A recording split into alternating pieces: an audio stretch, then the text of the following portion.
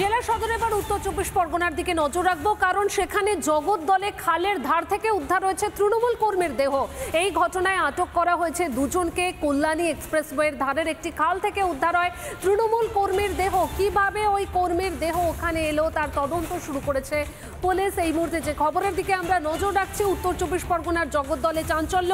শনিবার সকালে কল্যাণী এক্সপ্রেসওয়ের পাশে দেহ উদ্ধার হয়। পরে জানা যায় মৃত ব্যক্তির নাম মোহাম্মদ ইসহাক ওরফে হীরা। এই ঘটনায় দুজনকে আটক করেছে পুলিশ। দলীয় কর্মীকে খুন করা হয়েছে বলে দাবি তৃণমূলের।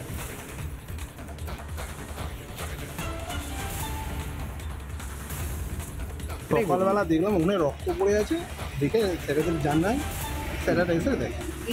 নাম পাওয়া গেছে কিছু? না, কখন দেখলেন? সকাল 7টার সময়।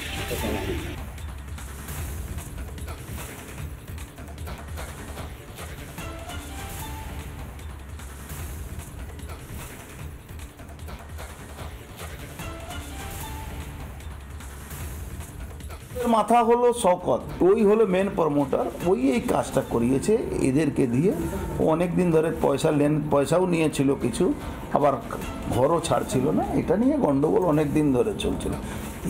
এইটা মুঘলিয়া সালতানাত আর এই সিরাজউদ্দৌলা সালতানাত মধ্যে লড়াই আছে। পয়সা নিয়ে ঘর খালি করছিল না, ওই ঘরে প্রমোটিং করবে, এইসব ইলিগাল কনস্ট্রাকশন। পুরো নয়া বাজার, মানিকপীর, পুরো ইলিগাল কনস্ট্রাকশন। তোমাকে ডেকে মারতে হবে, তার জন্য মাংস দোকানও আছে, মাংস সাপ্লাই করে ওকে ফোন করে ডেকেছে, এসেছে, মেরে দিয়ে 1 বছরের মধ্যে 100 খুন হয়ে গেল।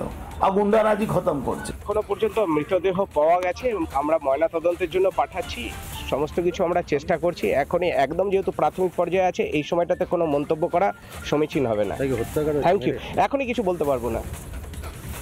নানা ধরনের কন্টেন্ট দেখার জন্য লাইক করুন, শেয়ার করুন আমাদের ফেসবুক পেজ, সাবস্ক্রাইব করুন আমাদের ইউটিউব চ্যানেল। পাশাপাশি অন্যান্য ব্রেকিং নিউজের জন্য অবশ্যই চোখ রাখুন রিপাবলিক বাংলায়।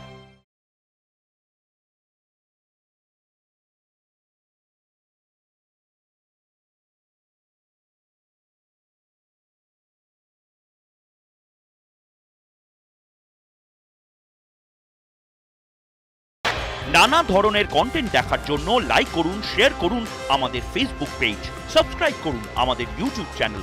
পাশাপাশি অন্যান্য ব্রেকিং নিউজের জন্য অবশ্যই চোখ রাখুন রিপাবলিক বাংলায়।